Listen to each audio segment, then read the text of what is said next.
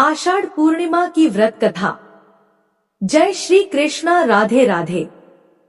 प्रिय श्रोताओं, आषाढ़ पूर्णिमा की आप सभी को अनेकों शुभकामनाएं। भगवान विष्णु और माता लक्ष्मी सहित शिव पार्वती जी की कृपा आप सभी भक्तगणों पर सदा सर्वदा बनी रहे। आप सदा सुखी, संपन्न एवं स्वस्थ रहें। प्रिय भक्तगणों, आज आषाढ़ माह शुक्ल पक्ष की पूर्णिमा का व्रत है, जिसे गुरु पूर्णिमा या आषाढ़ी पूर्णिमा के नाम से जाना जाता है। आज के दिन भगवान विष्णु के अवतार श्री वेदव्यास जी का जन्म हुआ था, जिन्हें कृष्ण द्वैपायन भी कहा जाता है। इस दिन भगवान वेदव्यास जी ने पुराणों का संपादन किया था। प्रिय भक्तगणों, हिंदू सनातन धर्म में गुरु को सदा ही ब्रह्मा, विष्णु और महेश के समान पूज्य माना गया है। वेद, उपनिषद और पुराणों की रचना करने वाले भगवान वेदव्यास जी को समस्त मानव जाति का गुरु माना जाता है। वे स्वयं श्री नारायण विष्णु जी के अवतार हैं।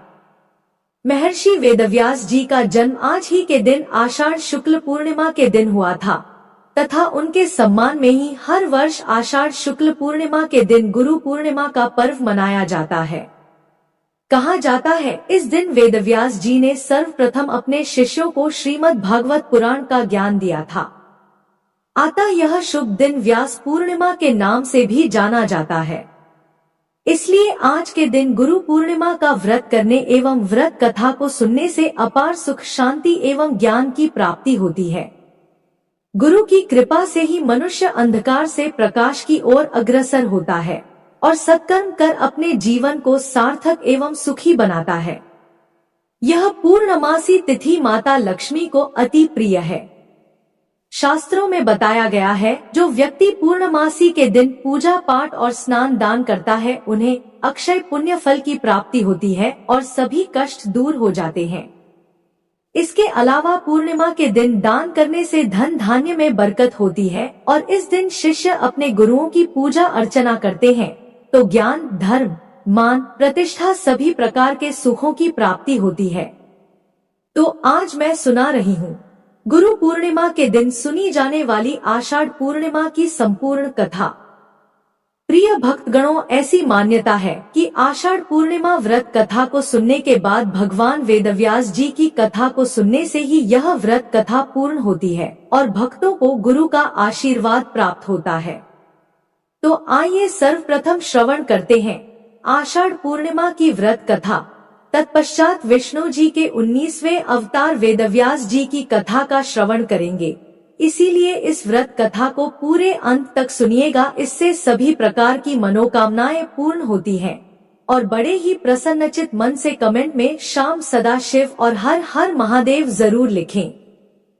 अब आइए विष्णु भगवान का ध्यान करते हुए कथा का रसपान करते हैं। पौराणिक कथा के अनुसार काशीपुरी नामक स्थान पर धर्मदेव नामक एक राजा राज करते थे। उनकी 2 रानियां थी।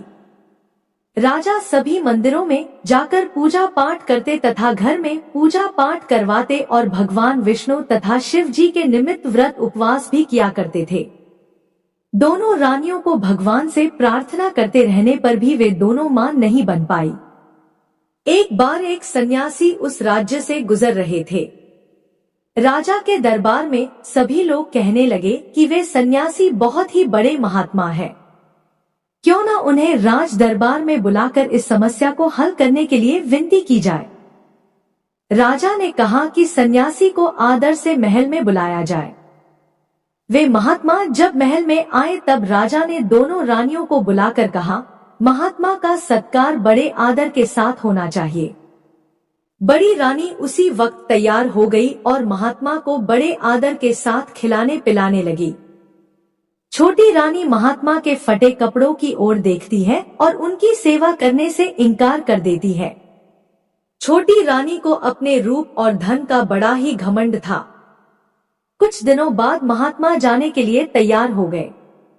जाने से पहले बड़ी रानी को उन्होंने खूब आशीर्वाद दिया और कहा, बहुत ही जल्द इस महल में बच्चे की आवाज सुनाई देगी। बड़ी रानी तो बहुत खुश थी, किंतु उसे अपने घर के अन्य महिलाओं का भी आशीर्वाद प्राप्त करना था ताकि उसका पुत्र यशस्वी और महान बन सके। क्योंकि बड़ी रानी को उसकी ननद तथा सास पसंद नहीं किया करती थी। इसी प्रकार चिंता करते हुए बड़ी रानी को 2 दिन बीत गए। एक दिन की बात है, माता पार्वती एक बूढ़ी स्त्री का रूप धारण करके राजा के महल में काम करने के लिए आती है और उसी वक्त बड़ी रानी ने बूढ़ी स्त्री से पुत्रवती होने का उपाय पूछा, अर्थात अपने पुत्र को यशस्वी तथा महान राजा बनने का उपाय पूछा। तो उस वृद्धा ने बताया कि संतान तो यशस्वी तभी होती है जब घर के अन्य सदस्यों का आशीर्वाद उसे प्राप्त हो। इसलिए तुम्हें अपने पति की जननी अर्थात अपनी सास और अपनी ननद का आशीर्वाद प्राप्त करना होगा। परंतु बड़ी रानी क्या करे, क्योंकि सास ननद तो उससे रुष्ट रहती थी। जब बड़ी रानी ने उस वृद्धा को अपनी समस्या बताई तो उसने एक उपाय बता दिया। अब माता पार्वती स्वरूपा उस बूढ़ी माँ की बात मानकर दूसरे ही दिन बड़ी रानी ने ग्वालिन का भेष बनाया और सिर पर दूध की मटकी रखकर सास ननद के महल में जा पहुंची। उसने घूंघट निकाल रखा था। महल में जैसे ही उसका सामना सास ननद से हुआ वैसे ही उसने सिर से दूध की मटकी उतारी और उनके पांव छू लिए। इस पर सास ननद ने उसे यशस्वी पुत्र की माता होने का आशीर्वाद दे दिया। अब बड़ी रानी जैसे ही महल से गई थी वैसे ही चुपचाप वापस आ गई। प्रिय भक्तगणों, अब कुछ ही दिनों के बाद बड़ी रानी गर्भवती हो गई। यह खबर राजा के पास पहुंचती है तो राजा बड़े ही खुश हो जाते हैं। प्रजा तक उसकी खुशखबरी पहुंचाई गई कि राजा अब पिता बनने वाले हैं। पूरे राज्य में प्रजा खुशियां मनाने लगी। बड़ी रानी का सम्मान बहुत बढ़ गया। उनकी देखभाल करने के लिए और भी लोग रखे गए।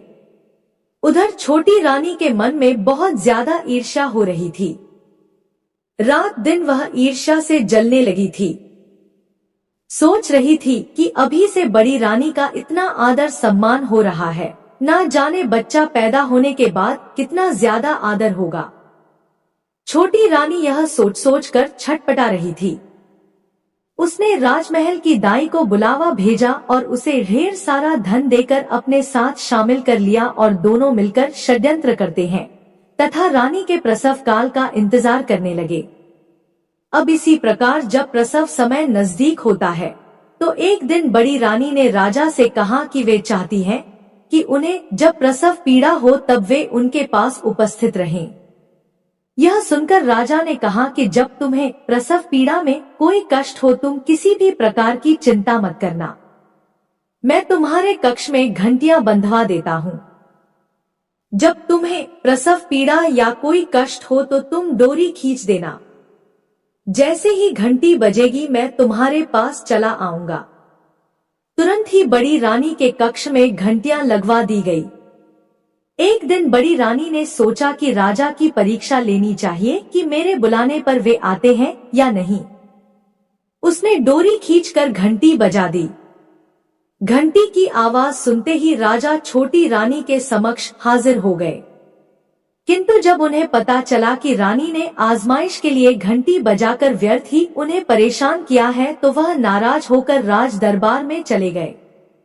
अब इस तरह कुछ समय व्यतीत होता है तो बड़ी रानी ने 2 बच्चों को जन्म दिया और बच्चों को जन्म देते समय वे अचेत हो गई। अब इसी बात का फायदा उठाकर दाई ने तुरंत दोनों बच्चों को एक झांपी में रखकर छोटी रानी के पास ले गई और उसके बाद बड़ी रानी के पास 2 ईंट और पत्थर रख दिए।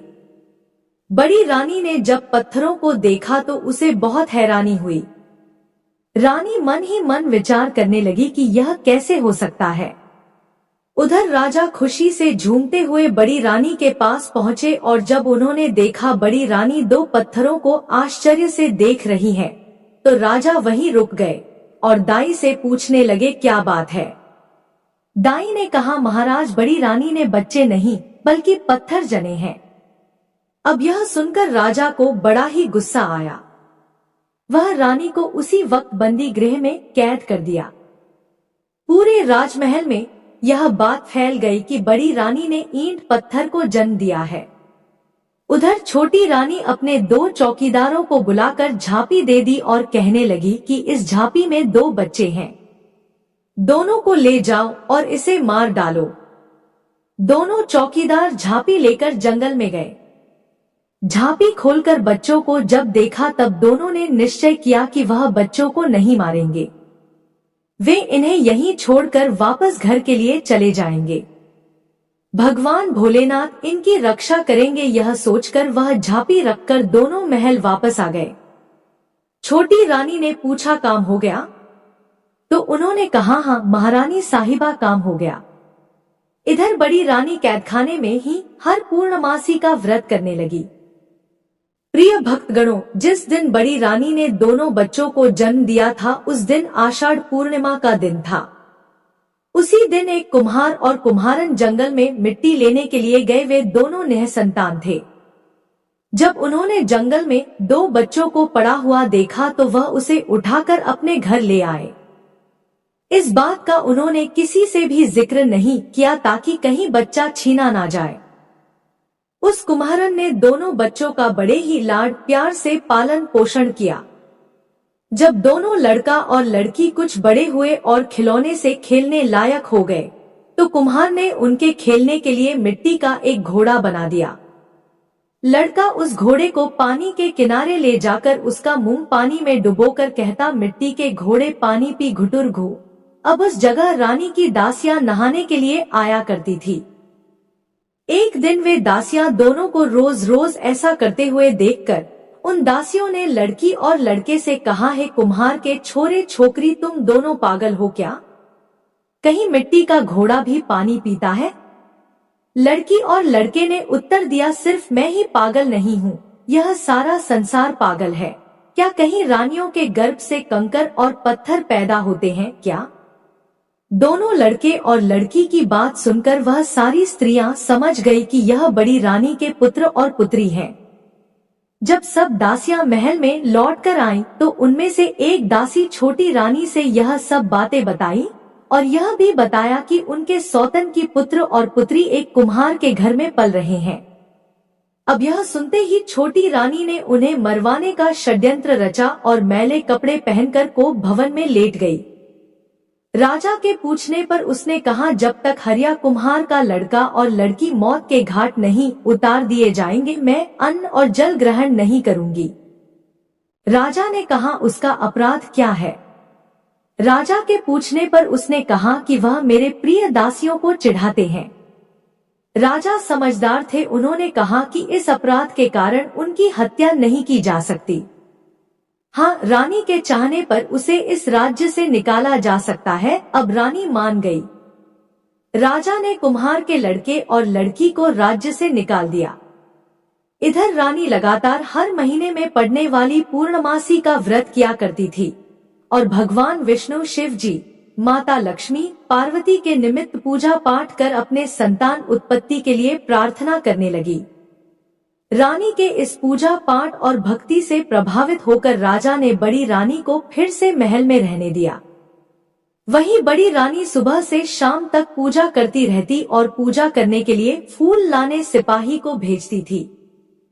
इधर भगवान भोलेनाथ ने अपनी लीला रची और दोनों बच्चों को बांस और चंपा का झाड़ बना दिया। और वहीं एक दिन रानी को पूजा करने के लिए फूल चाहिए था तो रानी का सिपाही जंगल में गया।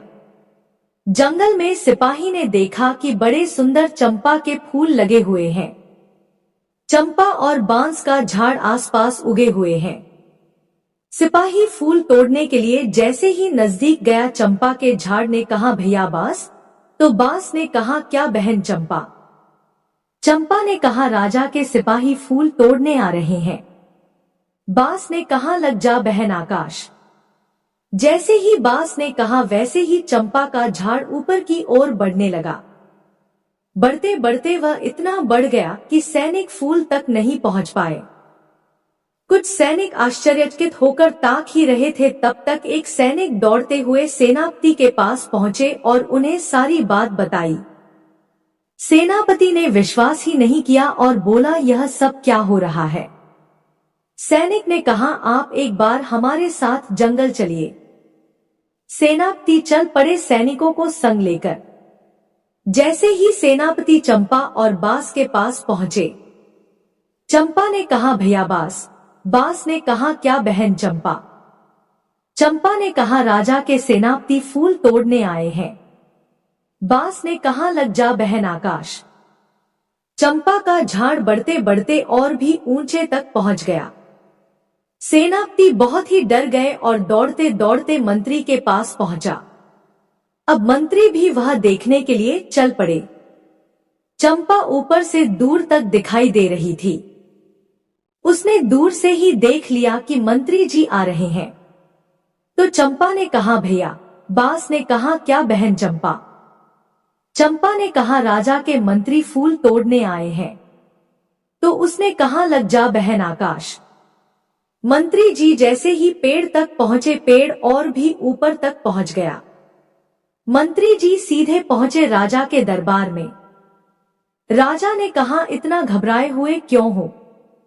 मंत्री ने कहा, है महाराज, आप इसी वक्त मेरे साथ चलिए। सारी बात सुनने के बाद राजा ने कहा, मेरी छोटी रानी भी मेरे साथ चलेगी, यह तो उन्हें ही देखना चाहिए। छोटी रानी को खबर देने वही सिपाही पहुंचे जिन्होंने उन बच्चों को वहां फेंका था। दोनों खूब डर गए थे। छोटी रानी भी डर गई थी। वे जल्दी से तैयार होकर राजा के साथ चल पड़ी। उधर बड़ी रानी पूर्णमासी का व्रत की हुई थी और फूल के लिए व्याकुल हो रही थी, यह जानने के लिए कि वे अब तक फूल क्यों नहीं लाए। बड़ी रानी छोटी रानी के महल के पास से गुजर रही थी। उन्हें छोटी रानी और दो सिपाहियों की बात सुनाई दी। राजा और छोटी रानी जब जाने लगे तो उनकी सवारी के पीछे पीछे बड़ी रानी भी पैदल चलने लगी। वह बहुत ही व्याकुल होकर चली जा रही थी। चंपा के झाड़ को ऊपर से सब कुछ दिखाई दे रहा था। जैसे ही वे सब पास पहुंचे तो चंपा ने कहा, भैया बांस। बांस ने कहा, क्या बहन चंपा? चंपा ने कहा, छोटी रानी संग राजा फूल तोड़ने आ रहे हैं। तो बांस ने कहा, लग जा बहन आकाश। चंपा का झाड़ और भी ऊंचा हो गया। राजा दोनों पेड़ों के पास पहुंचे। पूछने लगे, क्या बात है, तुम दोनों भाई बहन हो? कैसे चंपा और बांस बन गए? उसी वक्त बड़ी रानी वहां पहुंची। चंपा ने जोर से कहा, भैया बांस। बांस ने कहा, क्या बहन चंपा? चंपा ने कहा, हमारी माँ दुखियारी बड़ी रानी फूल तोड़ने आई है। तो बांस ने कहा, हे बहन, लग जाओ माँ के पांव। चंपा जमीन में झुक गई और बड़ी रानी के पैरों के पास झूमने लगी। साथ ही साथ बांस का झाड़ भी झुककर बड़ी रानी के पैरों को छूने लगा। इसके बाद चंपा और बांस ने राजा को सारी बात बताई। राजा ने उसी वक्त छोटी रानी को कैदखाने में बंद करने का आदेश दिया। अंधेरी कोठरी में बंद होने की बात सुनकर छोटी रानी का रूह कांप गया और बड़ी रानी से माफी मांगने लगी। इस प्रकार बड़ी रानी बड़े दुखी मन से चंपा और बांस को देख रही थी कि वे दोनों मनुष्य कैसे बनेंगे। बड़ी रानी ने माता पार्वती और शिव जी का आवाहन किया और कहा कि यदि मैं पूर्णमासी का व्रत सच्चे हृदय से रखती आई हूँ, भगवान भोलेनाथ और माता पार्वती की नित नियम से सच्चे मन से पूजा करती आई हूँ, तो मेरे दोनों बच्चे मुझे छूते ही पुनः अपने स्वरूप में हो जाए। इतना कहने के बाद बड़ी रानी दोनों के करीब पहुंचकर दोनों से लिपट कर रोने लगी। जैसे ही उनके आंसुओं ने चंपा और बांस को छुआ, चंपा और बांस मनुष्य बन गए। बेटा बेटी को बड़ी रानी ने गले से लगा लिया और जाकर रथ में बैठ गई। राजा रानी दोनों बच्चों के साथ राजमहल की ओर चल पड़े। साथ में बाजा गाजा बजने लगा और पूरे राज्य में खुशियां फैल गई तथा छोटी रानी सिपाही तथा दाई को उसके कर्मों का फल मिला। जो भी स्त्री पुरुष पूर्णमासी का व्रत रखते हैं, उनके जीवन में कभी भी कष्ट नहीं आता। यदि किसी वक्त उनके पूर्व कर्मों से उन पर दुख आया है तो इस व्रत से उनका दुख कट जाएगा। उन्हें धन पुत्र सौभाग्य की प्राप्ति होगी तथा जो कोई किसी से ईर्ष्या न करते हुए अपने कर्तव्य का निर्वाह करते हैं तथा भगवान पर विश्वास रखते हैं, उनका अवश्य ही कल्याण होता है। उन्हें पुत्रवती तथा सौभाग्यवती होने का आशीर्वाद प्राप्त होता है। पुरुषों को मान सम्मान तथा प्रतिष्ठा मिलती है, उन्हें योग्य पत्नी संतान की प्राप्ति होती है। तो बोलिए पार्वती पते हर हर महादेव।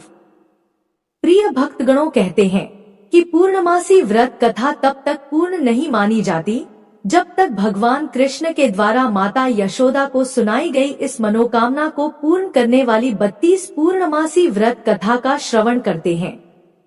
एक बार यशोदा मैया ने श्री कृष्ण भगवान से कहा कि हे कृष्ण, तुम सारे संसार के उत्पन्नकर्ता, पोषक तथा उसके संहार करता हो। आज कोई ऐसा व्रत मुझसे कहो जिसके करने से मृत्युलोक में स्त्रियों को विधवा होने का भय न रहे तथा यह व्रत सभी मनुष्यों की मनोकामनाएं पूर्ण करने वाला हो। श्री कृष्ण कहने लगे, हे माता, तुमने अति सुंदर प्रश्न किया है। मैं तुमसे ऐसे ही व्रत को सविस्तार कहता हूँ। सौभाग्य की प्राप्ति के लिए स्त्रियों को 32 पूर्णमासियों का व्रत करना चाहिए। इस व्रत के करने से स्त्रियों को सौभाग्य संपत्ति मिलती है। यह व्रत अचल सौभाग्य देने वाला एवं भगवान शिव के प्रति मनुष्य मात्र की भक्ति को बढ़ाने वाला है। यशोदा जी कहने लगी, हे कृष्ण, सर्वप्रथम इस व्रत को मृत्युलोक में किसने किया था, इसके विषय में विस्तार पूर्वक मुझसे कहो। श्री कृष्ण जी कहने लगे कि इस भूमंडल पर एक अत्यंत प्रसिद्ध राजा चंद्रहास से पालित अनेक प्रकार के रत्नों से परिपूर्ण कातिका नाम की एक नगरी थी। वहां पर धनेश्वर नाम का एक ब्राह्मण था और उसकी स्त्री अति सुशीला रूपवती थी। दोनों ही उस नगरी में बड़े प्रेम के साथ रहते थे। घर में धन धान्य आदि की कमी नहीं थी। उनको एक बड़ा दुख था कि उनके कोई संतान नहीं थी। इस दुख से वह अत्यंत दुखी रहते थे। एक समय एक बड़ा तपस्वी योगी उस नगरी में आया। वह योगी उस ब्राह्मण के घर को छोड़कर अन्य सब घरों से भिक्षा लाकर भोजन किया करता था। रूपवती से वह भिक्षा नहीं लिया करता था। उस योगी ने एक दिन रूपवती से भिक्षा न लेकर किसी अन्य घर से भिक्षा लेकर गंगा किनारे जाकर भिक्षान्न को प्रेम पूर्वक खा रहा था कि धनेश्वर ने योगी का यह सब कार्य किसी प्रकार से देख लिया। अपनी भिक्षा के अनादर से दुखी होकर धनेश्वर योगी से बोला, महात्मन, आप सब घरों से भिक्षा लेते हैं परंतु मेरे घर की भिक्षा कभी भी नहीं लेते, इसका कारण क्या है? योगी ने कहा कि निसंतान के घर की भीख पतितों के अन्न के तुल्य होती है और जो पतितों का अन्न खाता है वह भी पतित हो जाता है। चूंकि तुम निसंतान हो, अतः पतित हो जाने के भय से मैं तुम्हारे घर की भिक्षा नहीं लेता हूँ। धनेश्वर यह बात सुनकर अपने मन में बहुत दुखी हुआ और हाथ जोड़कर योगी के पैरों पर गिर पड़ा तथा आर्तभाव से कहने लगा, है महाराज, यदि ऐसा है तो आप मुझको पुत्र प्राप्ति का उपाय बताइए। आप सर्वज्ञ हैं, मुझ पर अवश्य ही यह कृपा कीजिए। धन की मेरे घर में कोई कमी नहीं, परंतु मैं पुत्र न होने के कारण अत्यंत दुखी हूँ। आप मेरे इस दुख का हरण करें, आप सामर्थ्यवान हैं। यह सुनकर योगी कहने लगे, हे ब्राह्मण, तुम चंडी की आराधना करो। घर आकर उसने अपनी स्त्री से सब वृत्तांत कहा और स्वयं तप के निमित्त वन में चला गया। वन में जाकर उसने चंडी की उपासना की और उपवास किया। चंडी ने 16वें दिन उसको स्वप्न में दर्शन दिया और कहा, है धनेश्वर, जा तेरे पुत्र होगा, परंतु वह 16 वर्ष की आयु में ही मृत्यु को प्राप्त हो जाएगा। यदि तुम दोनों स्त्री पुरुष 32 पूर्णमासियों का व्रत विधि पूर्वक करोगे तो वह दीर्घायु होगा। जितनी तुम्हारी सामर्थ्य हो आटे के दिए बनाकर शिव जी का पूजन करना, परंतु पूर्णमासी को 32 हो जाने चाहिए। प्रातःकाल होने पर इस स्थान के समीप ही तुम्हें एक आम का वृक्ष दिखाई देगा। उस पर तुम चढ़कर एक फल तोड़कर शीघ्र अपने घर चले जाना। अपनी स्त्री से सब वृत्तांत कहना। ऋतु स्नान के पश्चात वह स्वच्छ होकर भगवान शंकर जी का ध्यान करके उस फल को खा लेगी। तब शंकर भगवान की कृपा से उसको गर्भ हो जाएगा। जब वह ब्राह्मण प्रातःकाल उठा तो उसने उस स्थान के पास ही एक आम का वृक्ष देखा जिस पर एक अत्यंत सुंदर आम का फल लगा हुआ था। उस ब्राह्मण ने उस आम के वृक्ष पर चढ़कर उस फल को तोड़ने का प्रयत्न किया, परंतु वृक्ष पर कई बार प्रयत्न करने पर भी वह न चढ़ पाया। तब तो उस ब्राह्मण को बहुत चिंता हुई और विघ्न विनाशक श्री गणेश जी की वंदना करने लगा। हे दयानिधे, अपने भक्तों के विघ्नों का नाश करके उनके मंगल कार्य को करने वाले, दुष्टों का नाश करने वाले, रिद्धि सिद्धि के देने वाले, आप मुझ पर कृपा करके इतना बल दें कि मैं अपने मनोरथ को पूर्ण कर सकूं। इस प्रकार गणेश जी की प्रार्थना करने पर उनकी कृपा से धनेश्वर वृक्ष पर चढ़ गया और उसने एक अति सुंदर आम का फल देखा। उसने विचार किया कि जो वरदान से फल मिला था वह यह है और कोई फल दिखाई नहीं देता। उस धनेश्वर ब्राह्मण ने जल्दी से उस फल को तोड़कर अपनी स्त्री को लाकर दिया और उसकी स्त्री ने अपने पति के कथनानुसार उस फल को खा लिया और वह गर्भवती हो गई। देवी जी की असीम कृपा से उसे एक अत्यंत सुंदर पुत्र उत्पन्न हुआ, जिसका नाम उन्होंने देवीदास रखा। माता पिता के हर्ष और शोक के साथ वह बालक शुक्ल पक्ष के चंद्रमा की भांति अपने पिता के घर में बढ़ने लगा। भवानी की कृपा से वह बालक बहुत ही सुंदर, सुशील और विद्या पढ़ने में बहुत ही निपुण हो गया। दुर्गा जी की आज्ञानुसार उसकी माता ने 32 पूर्णमासी का व्रत रखना प्रारंभ कर दिया था, जिससे उसका पुत्र बड़ी आयु वाला हो जाए। 16वां वर्ष लगते ही देवीदास के माता पिता को बड़ी चिंता हो गई कि कहीं उनके पुत्र की इस वर्ष मृत्यु न हो जाए। इसलिए उन्होंने अपने मन में विचार किया कि यदि यह दुर्घटना उनके सामने हो गई तो वे कैसे सहन कर सकेंगे। उन्होंने देवीदास के मामा को बुलाया और कहा कि हमारी इच्छा है कि देवीदास 1 वर्ष तक काशी में जाकर विद्याध्ययन करे और उसको अकेला भी नहीं छोड़ना चाहिए। इसलिए साथ में तुम चले जाओ और 1 वर्ष के पश्चात इसको वापस लौटा लाना। सब प्रबंध करके उसके माता पिता ने काशी जाने के लिए देवीदास को एक घोड़े पर बैठाकर उसके मामा को उसके साथ कर दिया, किंतु यह बात उसके मामा या किसी और से नहीं कही। धनेश्वर ने सपत्नी अर्थात अपनी पत्नी के साथ अपने पुत्र की मंगल कामना तथा दीर्घायु के लिए भगवती दुर्गा की आराधना और पूर्णमासियों का व्रत करना आरंभ कर दिया। इस प्रकार बराबर 32 पूर्णमासी का व्रत पूरा किया। कुछ समय पश्चात एक दिन वह दोनों मामा और भांजा मार्ग में रात्रि बिताने के लिए किसी ग्राम में ठहरे हुए थे। उस दिन उस गांव में एक ब्राह्मण की अत्यंत सुंदरी, सुशीला, विदुषी और गुणवती कन्या का विवाह होने वाला था। जिस धर्मशाला के अंदर वर और उसकी बारात ठहरी हुई थी, उसी धर्मशाला में देवीदास और उसके मामा भी ठहरे हुए थे। संयोगवश कन्या को तेल आदि चढ़ाकर मंडप आदि का कृत्य किया गया, तो लग्न के समय वर को धनुर्वात हो गया। तत्पश्चात वर के पिता ने अपने कुटुंबियों से परामर्श करके निश्चय किया कि यह देवीदास मेरे पुत्र जैसा ही सुंदर है, मैं इसके साथ ही लग्न करा दूं और बाद में विवाह के अन्य कार्य मेरे लड़के के साथ हो जाएंगे। ऐसा सोचकर वह देवीदास के मामा से जाकर बोला कि तुम थोड़ी देर के लिए अपने भांजे को हमें दे दो, जिससे विवाह के लग्न का सब कृत्य सुचारू रूप से हो सके। तब उसका मामा कहने लगा कि जो कुछ भी मधुपर्क आदि कन्यादान के समय वर को मिले वह सब हमें दे दिया जाए, तो मेरा भांजा इस बारात का दूल्हा बन जाएगा। यह बात वर के पिता के द्वारा स्वीकार कर लेने पर उसने अपना भांजा वर बनने को भेज दिया और उसके साथ सब विवाह कार्य रात्रि में विधिपूर्वक संपन्न हो गया। पत्नी के साथ वह भोजन न कर सका और अपने मन में सोचने लगा कि न जाने यह कैसी स्त्री होगी। वह एकांत में इसी सोच में गर्म निःश्वास छोड़ने लगा तथा उसकी आंखों में आंसू भी आ गए। तब वधू ने पूछा कि क्या बात है, आप इतने उदासीन व दुखी क्यों हो रहे हैं। तब उसने सब बातें जो वर के पिता व उसके मामा में हुई थी उसको बतला दी। तब कन्या कहने लगी कि यह ब्रह्मा विवाह के विपरीत हो कैसे सकता है।